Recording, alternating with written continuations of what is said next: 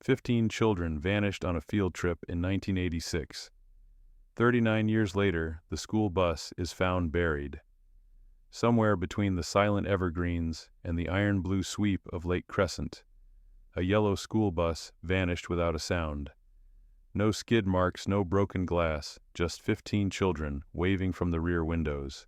The driver's cap tilted low, and then nothing but fog curling over Highway 101. If you were living in western Washington in the spring of 1986, you might remember the headlines, "Field Trip Bus Never Arrives." Most folks figured it had plunged into the strait or burned to ash on some forgotten logging spur. But the forests of Olympic National Park are deep enough to keep their own counsel, and the truth settled into the moss like an untold war story until the morning of May 5, 2025. Deputy Sheriff Emily Carter was pouring drip coffee at the Clallam County substation when the radio crackled. Construction crew off West Beach Road, digging a septic trench, found a vehicle, possible school bus. Plates traced to 86 Fairview Ridge Elementary. Emily froze the mug halfway to her lips. At 47, she'd seen drownings, cougar maulings, and one long-haul truck full of illegal fireworks that blew a crater in the State Patrol way station. But nothing rattled her like the Fairview kids. She'd been 10 that year, home with chickenpox when her classmates boarded that bus. 3 decades later, she still woke some nights to the phantom smell of chalk dust and cedar, wondering why she'd been spared. She slid her service Glock into its holster, shrugged on a rain-slick jacket, and headed north, tires humming over damp asphalt. The Olympic Peninsula in early May is equal parts mist and memory old growth, fur climbing into sheet gray sky, rain-washed ferns crowding the road, ghost stumps left from the timber boom of the 40s. Logging trucks still thunder past with cedar, the color of dried blood, but most mills have shut their gates. Port Angeles survives these days, on cruise ship tourists and retirees hunting cheap property taxes. West Beach Road forks off 101 like an afterthought, a narrow lane once used by CCC crews in Roosevelt's time. Emily eased around a barricade where backhoes idled beside an open trench. The smell of churned earth and diesel hung thick as cigar smoke. A hard-hat foreman flagged her down. "Deputy, we cut through 4 feet of clay and hit paint. I thought it was a tank at first. Then we saw the windows." The bus lay on its side, half-crushed, a metal whale, beached in a pool of mud, the color of cold coffee. Strips of faded yellow peeked through layers of rust. The paint had the hue of an old Kodak slide left on a dashboard. Emily's chest tightened. She counted rivets, wheel wells, emergency hatch, every detail matched the photos burned into the county archive. They'd cleared enough dirt to pry open the rear exit. The stench that drifted out was loam and mildew, not decay. No remains waited inside. Rows of vinyl seats sagged like broken teeth. A pink plastic lunchbox lay beneath the third row, the Care Bears decal bleached white by time. On the driver's dashboard, someone had taped a class list in bright Crayola ink. 15 names she could still recite by heart, plus her own, crossed out in red marker. Beneath the roster, scrawled in a heavier hand, 5 words, "We never reached the lake." Emily stepped back, boots sinking into muck. The forest was silent except for a raven clacking high in the canopy. A logger once told her ravens kept a tally of the dead. She shivered, zipped her jacket to the throat. "Seal the site," she told the foreman. "Nobody moves a bolt until the state boys arrive." 2 hours later, she sat in the windowless records room of the Clallam courthouse, the smell of old paper and bleach reminding her of grade school hallways. She pried open the Fairview Ridge file, Xeroxed yearbook photos, statements from frantic parents, a timetable that ended with 2:17 p.m. bus expected at Lake Crescent Nature Lodge. The next line in red grease pencil simply read, "No arrival." The original driver, Miles Avery, had been a seasonal hire with a spotless DMV sheet until he vanished the same day as the children. The substitute chaperone registered as Mrs. Atwell never existed outside a forged application. One missing man, one phantom woman, 15 kids aged 9 to 11, all presumed drowned after 5 years of fruitless searches. Official stamp, no evidence of foul play. The coastal press moved on to bigger stories. Mount St. Helens, Iran. Contra the 87 crash, but Emily never did. A knock startled her. Deputy Mark Dillon, gray-haired and stoop-shouldered, poked his head in. You'll want the hospital line." Fisherman pulled a woman out of Barnes Creek, half a mile from the dig. Claims she's 12. Her name's Olivia Reed. The room tilted. Olivia had been the shortest girl in class, fond of cartoon horses and big league chew. Emily gripped the edge of the desk. Age mid-30s, maybe. Condition dehydrated, malnourished, babbling about a field trip. Emily closed the file, the dust motes swirling like snowfall. Outside, gulls cried over the strait, and the Olympic peaks caught a thin blade of afternoon sun. She'd spent her life waiting for ghosts to talk. Now one was asking for her by name. She holstered her radio, grabbed her Stetson, and walked out into the salt-sting wind, every cedar and rain cloud suddenly sharper, as if the whole county had been holding its breath for 39 years, and was ready at last to exhale. Olympic Medical Center sits on a bluff above Port Angeles Harbor, a low brick sprawl that still smells faintly of coal tar mastic from the Truman era. Deputy Emily Carter pushed through the sliding doors, boots squeaking on linoleum worn shiny by decades of Fisher meniscus injuries and timberjack mishaps. A nurse at triage freckles and Seahawks lanyard pointed her to room 7. Inside, the air was soap and saline. A woman lay propped against starched pillows of 4, humming by her elbow. Her hair was waist-long, matted like sea kelp, her arms bird-thin and sun-spotted. Yet Emily recognized the face, same up-tilted nose, same gap between the front teeth that used to whistle when she giggled. In 4th grade, Olivia Reed could outrun every boy at recess. Now she looked as breakable as spruce bark. Olivia's eyes flicked toward the uniform. "You came," she said, voice hoarse with disuse. Emily took the bedside chair hat in her lap. "Liv, it's M, Fairview Ridge, Mrs. Holloway's class. Remember?" A tremor of relief crossed the woman's face. "You had chicken pox. Mrs. Holloway sent a homework packet with stickers." Emily almost smiled. "Still got the scars." She cleared her throat. "Liv, where have you been?" Olivia's gaze drifted to the window where rain streaked the glass. "They told us the world forgot." Emily leaned in. "Who, Father Gideon?" "And Ms. Atwell."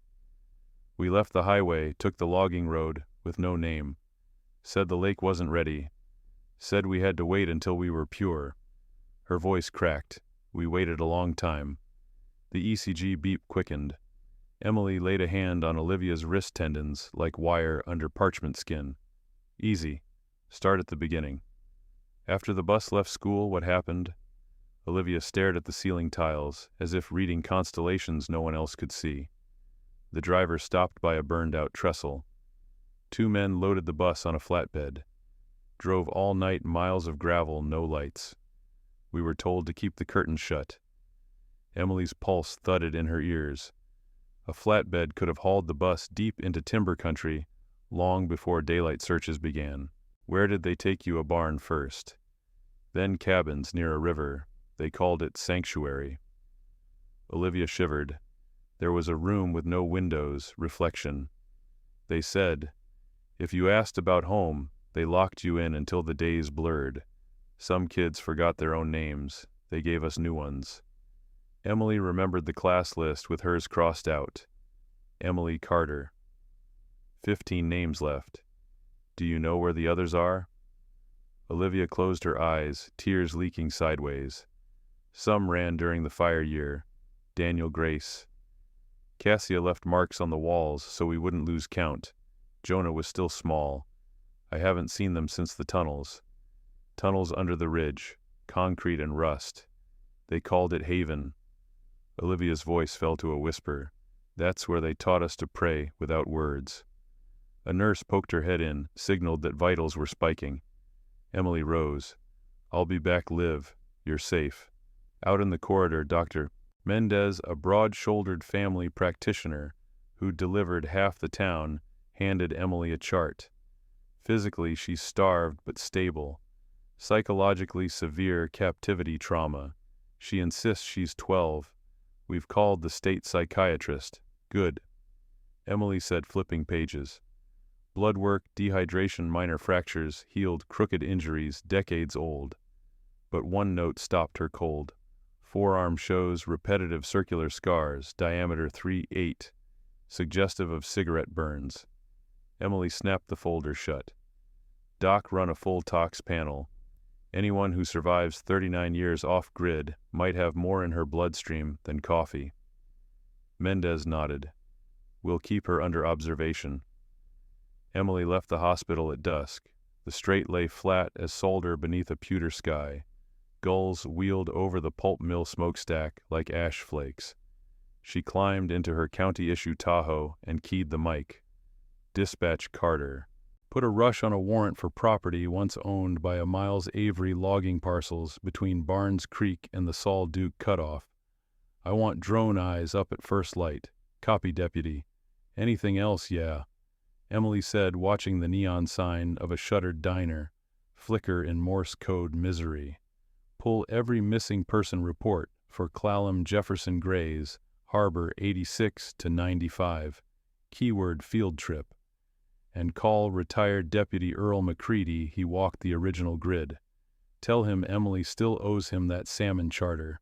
She released the transmit button and sat a moment listening to the windshield wipers lay down their lonely metronome.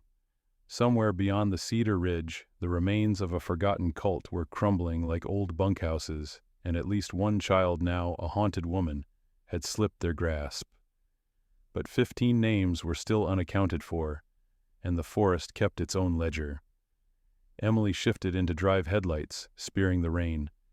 We never reached the lake, the note had warned. If the kids hadn't reached Lake Crescent, where had they gone? She thought of abandoned CCC camps, of decommissioned ammo bunkers from the war of dry creek beds that swallowed whole locomotives in 37. The peninsula was riddled with places a man could hide sins for a lifetime. Tomorrow the county would wake to sirens and breaking news, but tonight the dark slopes of Mount Storm King loomed silent, as if waiting to see whether at last someone had the courage to lift the lid from the past. Dawn crawled over the strait like a dimmer switch. By the time gulls began strafing the crab pots, Deputy Emily Carter was already bouncing up a washboard logging spur west of Barnes Creek. Beside her sat Earl McCready, retired deputy Korean War tunnel rat, and the only man in Clallam County who still chewed mail pouch tobacco. Roads worse than I remember. Earl grunted, spit cup sloshing. That's because Weyerhaeuser stopped grading it. In 94, Emily said, easing the Tahoe around a pothole deep enough to drown a setter. Ahead, drone footage had marked a sag-roofed barn on a 40-acre parcel, once deeded to Miles Avery Logging LLC, never subdivided, taxes prepaid through 2028. The satellite view showed no power lines, no mailbox, just cedar and shadow. They parked behind a wind-fallen alder kill switch off. Morning mist draped the meadow like gauze, muffling the diesel tick. Emily shouldered a Mossberg Earl, a Colt woodsman older than Nixon's first term. The barn leaned northwest boards, silvered by salt storms. A rusted weather vane, a carpenter's square, squeaked in the breeze. Emily smelled hay long rotted to ammonia, and something sweeter, almost medicinal. She nudged the door. It groaned but held. Inside, shafts of light cut through plank gaps, striping decades of dust. Against the far wall sat 3 school lockers, Forest Service green. Earl whistled low. Well, I'll be. Kid's size. Emily popped the first latch. Empty save a Bible Pocket Gideon edition and a chipped enamel mug. The second locker held a plastic cassette player, decals of E.T. flaking at the edges. She clicked play. The tape only hissed, then a child's voice, faint, day 12 in reflection. The audio warbled, cut to silence. Locker 3 contained a coil of purple bracelets, cheap carnival plastic, each inked with a name in shaky block letters, Grace Daniel Jonah. Emily's chest tightened. Liv said Jonah was still small, she murmured. Earl scanned the rafters. The place feels watched. At the rear, a trap door lay half buried under straw. Emily heaved it open. A cold draft rose, smelling of damp concrete. Attached to the underside, a fresher board displayed words burned by soldering iron. Obedience is safety. Cult mantra Earl spat. Heard worse in Nam. They descended a ladder into gloom. Emily's mag light painted a corridor of poured cement walls, etched with hashmark tallies. Every 20 counts a name appeared, Olivia Grace Jonah, then tick marks resumed. The last set stopped at 79. Days, Earl guessed, or punishments, Emily said.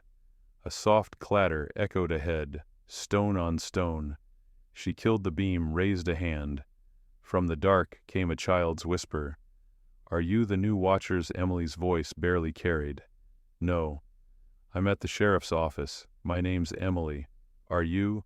Jonah silenced then, bare feet scuttled. Emily flicked the light just in time to see a boy 10, maybe, vanish around a bend. Hair, shaggy shirt, 3 sizes large eyes, reflecting like a deer's in the beam. Earl puffed breath. Lord help us. They followed slowly, calling assurances.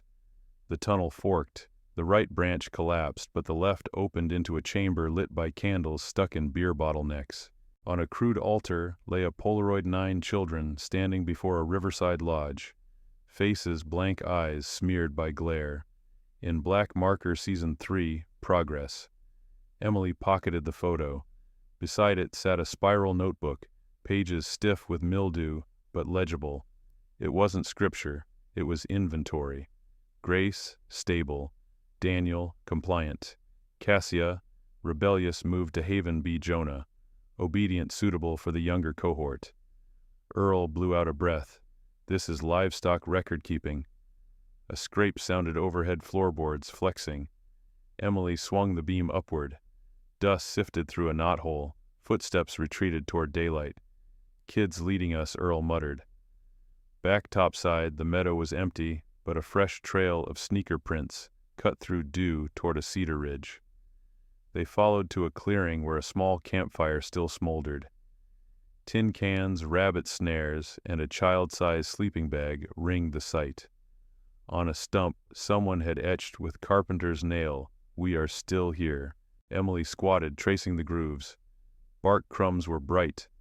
Messages carved within an hour. Whoever Jonah was, he'd survived in these woods, living off critters and rainwater, waiting for watchers or rescuers, maybe both. Earl knelt beside a cloth bundle. Inside, a forged driver's license for Daniel Brooks Forks, WA, issue date 2004. The photo showed a solemn teen, same eyes as the boy in the Polaroid, now grown. Emily felt the ground tilt. Daniel had left once come of age in civilization, maybe returned as shepherd or jailer. She scanned the tree line. For the first time in a long career, she wished she'd brought backup. Her radio crackled. Dispatch to Carter, state warrant approved. Also, Port Angeles PD just found a utility worker ID'd as Daniel Brooks. He turned himself in, saying he has maps. I want to talk only to you. Emily met Earl's gaze. Looks like the prodigals come home. Earl thumbed his Colt safety off. Kids better bring answers. They hiked back, wind-rattling alder leaves like dry bones. Behind them, the weather vane squealed its lonely hinge, pointing north toward Lake Crescent, toward tunnels no tourist brochure ever mentioned. Somewhere in that tangle of fur and fog, a boy named Jonah watched 2 deputies disappear down the road, debating whether the world had finally remembered him. Port Angeles police station still looks like a WPA post office, terracotta tiles, brass radiators that clang every time the boiler hiccups. Emily Carter walked its echoing hallway past framed photos of officers in flat caps busting moonshine stills until she reached interview room B. Two-way glass one table and a young man who kept wringing a knit cap between his fingers. He rose when she entered. Early 40s, lean from manual work eyes, the blue-gray of the straight. Exactly the age the missing boys would be now. He offered no handshake, only a hoarse, "Deputy Carter, Mr. Brooks," Emily said, seating herself. Earl McCready stood against the cinder-block wall, arms folded the veteran's gaze, measuring every twitch. Daniel swallowed. "You found Olivia." "We did. She's safe." Emily opened a legal pad. "You said you have maps." He slid a manila envelope across.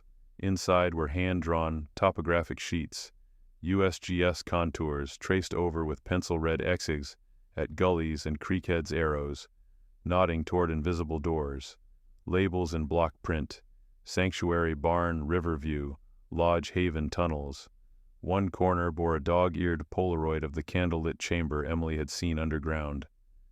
"Where did you get these?" "I made them." Daniel's fingers trembled. "I worked line maintenance for Clallam PUD, gave me cover to hike rights of way. I needed to mark what was left." Earl spat into a paper cup. "Why come forward now, son?" "Because Jonah's running out of food," Daniel whispered. "And Reverend Gideon came back." Emily felt her stomach cinch. "Gideon is alive," Daniel nodded. "He disappeared after Haven burned. We thought he'd died offshore on that fishing boat. But 2 months ago I saw him at the old spruce mill with a fresh pack of kids. California Plate's white van. He's rebuilding." He met Emily's eyes. "I thought I could manage, but now Olivia's free. People will listen." Emily flipped a map to reveal an inset transfer station 2, sealed hatch. "You know what's beneath this door," storage, Daniel said. "Record supplies, maybe survivors in cold cells. Gideon called it the root cellar, where the seed sleeps." Earl's jaw nodded. "And you left children down there," Daniel's voice cracked. "I was 14 when they made me an enforcer. I believed the sermons the world ended in 86, only Sanctuary kept us pure. By the time I knew better, I was the monster in younger kids' nightmares." Emily softened her tone. "Daniel, there's still a boy carving messages in cedar stumps. He trusts you enough to camp by the barn. Help me bring him out." Daniel's eyes glistened. "Jonah's smart. But he's afraid daylight is a trick. You'll need someone he remembers." Olivia, Emily asked. "Liv was mother to us all, but Jonah bonded to Grace Chen's silence. If she's alive, she's in the garden tunnels. Find her, you'll get Jonah." Emily closed the folder. "Take us in. Full walk through." "I will," Daniel said, "but you should know the tunnels flood every spring. If the root cellar gates rusted shut, we cut it before the river crests, or it'll drown anyone still breathing." Earl tapped the map. "Storm King runoff hits peak in 3 weeks. The clock's ticking." By midday, a multi-agency task force had gathered in the sheriff's war room. State troopers, Forest Service law enforcement, one stiff-backed FBI liaison who kept muttering about jurisdiction. Emily pinned Daniel's maps beside a 1982 timber survey. Ribbons of old skid roads matched his hand-drawn arrows. The root cellar sat atop a basalt knob between 2 seasonal creeks. She drew a bold circle. "Primary objective, extract any living captives," she said. "Secondary, preserve evidence. We'll approach from the north. Firebreak, less slope radio line of sight to command trailer." The FBI man cleared his throat. "Deputy, this is rugged Class 3 terrain. My people prefer air insertion." Emily shook her head. "Rotor blades will echo like church bells. If Gideon's in there, children become bargaining chips or bodies. We go boots." Earl grinned, tobacco tin tapping his palm. "Old growth'll eat your fiberglass skids anyway, Fed." The plan set, Emily drove back to Olympic Medical. Olivia sat in a wheelchair by the window sun, chasing rain across her face. She clutched a Gideon Bible, but its neat type was overwritten. Names penciled in margins, little check marks. "I made a roster," she said, voice steadier. "All who survived past year 1. She traced 3 names, Grace, Jonah, Cassia. "Please find them." Emily knelt. "We have a guide. We leave at first light." Olivia closed the book. Bring radios with a weather band. Grace used to tune stolen headphones to Kiro 710 just to hear Mariners scores. She'll believe the world's real if she hears baseball. Emily smiled despite the ache. Mariners still break hearts, Liv. Some things never change. Dusk settled red over the strait as Emily locked the Tahoe at her farmhouse outside Sequim. Wind hissed through Douglas fir like distant surf. The Olympic peaks glowed pink, then purple. She spread Daniel's maps on the kitchen table, weighting corners with canning jars. Each trail carried memories, summer hikes with her father, 4-H campouts, the cedar stump where she'd carved EC plus PN with a buck knife at 15. She touched the inked X of the root cellar. Somewhere under that basalt, kids had listened to Gideon's sermons about a poisoned world. They'd waited for a sign the sky was still blue, the ocean still salty, and because she'd been sick with chickenpox, her name had been crossed out in red. Survivor's guilt had a metallic taste that never dulled. A knock rattled the screen door. Earl stepped in, holding 2 thermoses and a Winchester Model 70. "Thought you'd be loading mags," he said. "Tomorrow." She poured black coffee. "You sure you're up for backcountry?" he winked. "Kid, I rode a point in Punch Bowl 52 jungle so thick rats carried compasses. These knees still have one mission left." They drank quietly. Outside, frogs chorused from the irrigation ditch. Somewhere a distant freight horn moaned across the Dungeness flats. Emily folded the maps. "We'll pull them out, Earl, all of them." The old deputy capped his cup. "Better believe it. And when we do, Reverend Gideon's gonna learn what real judgment looks like." Above them, the bare bulb hummed. Tomorrow they would enter tunnels where candlelight measured innocence in seasons, not years. For now, 2 generations of lawmen, one scarred by a foreign war, the other by a homegrown one, sat shoulder to shoulder, watching the last daylight fade, plotting a rescue nearly 4 decades late. The forest drank sound. At first light, 12 officers, county, state, and 1 FBI climber, grudgingly on foot, moved single file beneath the spruce canopy. Mist laced the branches, beating on rifle barrels. Fallen needles muffled every boot step. Daniel Brooks walked beside Deputy Emily Carter, his PUD hard hat traded for a borrowed Kevlar. He carried no weapon, only a handheld radio tuned to the Mariners' pregame. By Aero 8:30 they reached the basalt knob. From a distance the hatch was just earth and moss, but up close Emily saw the weld beads Gideon had laid like scars. Daniel knelt, set a battery angle grinder. 3 minutes, he whispered. Steel shrieked. Sparks hissed into ferns. Somewhere downslope a jay gave an indignant scream, but no human answered. The last cut popped with a hollow thunk. Officers heaved the lid, lifted exhaling air, cold as root cellar apples. A metal ladder disappeared into darkness. Emily clicked her lapel mic. Command entry begun. Switching to TAC channel. She slung the Mossberg, climbed. 10 rungs, 15 boots, splashing into ankle-deep water. Her flashlight speared a corridor walled in concrete chalk scripture, flaking like lichen, memory is rot.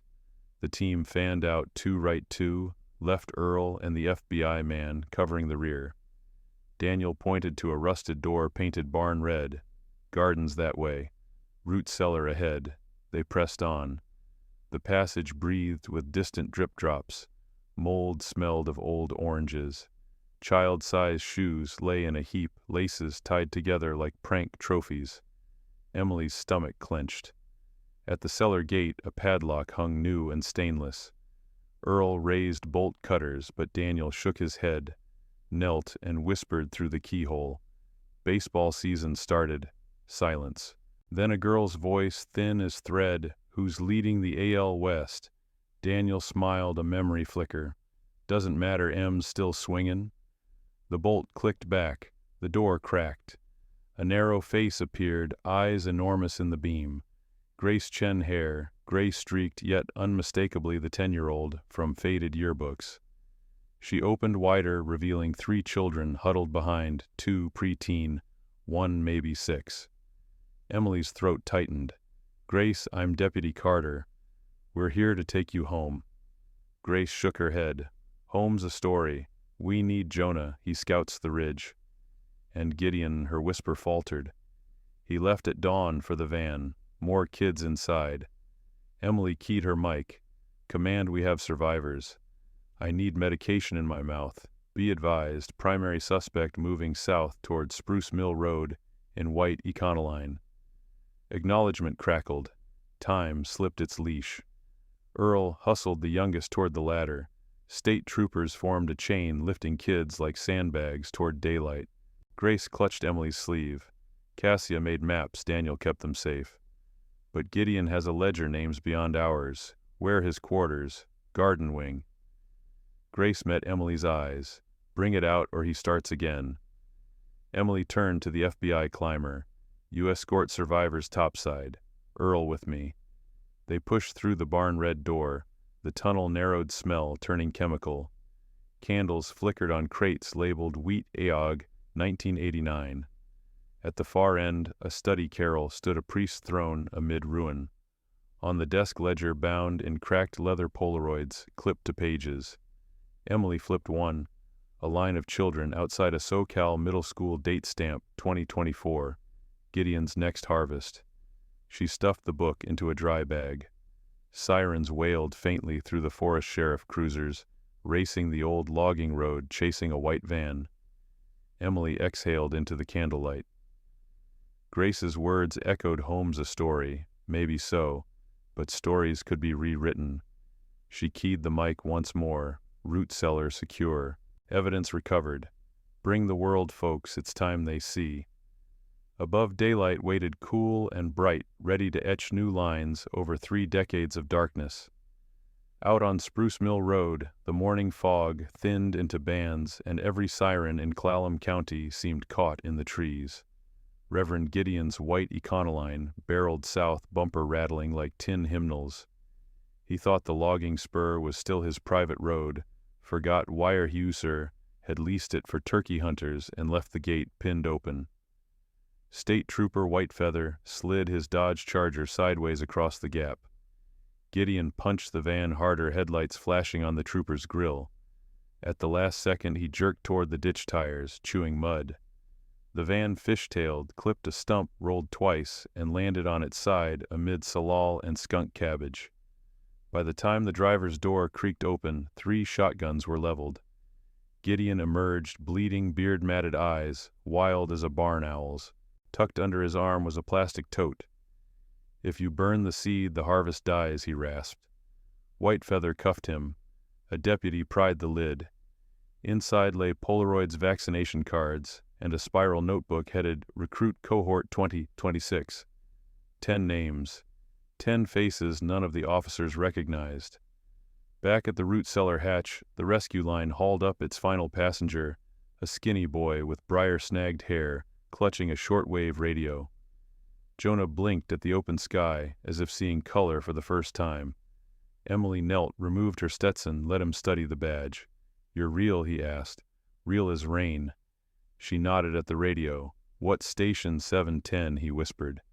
They said baseball proved the world survived. Emily smiled. Mariners play at 7 tonight. We'll listen together. He allowed her to guide him toward the medics, but paused to touch the brim of Earl's battered campaign hat. You're the tunnel rat. Earl chuckled. Retired son. Time passed the torch.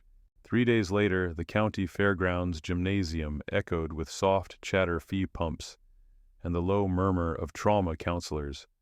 Reporters shouted through barricades. Camera crews begged for sound bites. Inside, Olivia Reed braided Grace Chen's hair, while Jonah practiced writing his own name on a yellow legal pad. Sarah Bishop once Cassia sat with Daniel Brooks at a folding table, sifting ledger pages beneath an evidence lamp. Every few minutes, an agent in windbreaker blue whisked away a new stack destined for the Seattle field office. Reverend Gideon lay in a guarded ICU bed, 50 miles away, lungs bruised from the crash. He refused to speak, but the paper trail howled louder than any sermon bank wires, burner phones, property deeds in 3 western states. The oldest victims marked the year 1986, the youngest barely last winter. Emily watched the survivors chart their first uncertain steps, Grace crafting a list of burial sites, Jonah asking whether comic books still cost $1. She felt the guilt ease, fraction by fraction, like tidewater slipping off mudflats. 1 month on a cedar sign appeared along Highway 101 near Lake Crescent Lodge. The Fairview 15 Memorial Walk, because memory is rescue not rot. At the dedication, Emily read a single line from Grace's notebook. We named the days after things we missed: Maple Syrup Day, Dog Bark Day, Mom Laugh Day, so we'd know what to look for when the doors finally opened. Men in VFW caps wiped their eyes.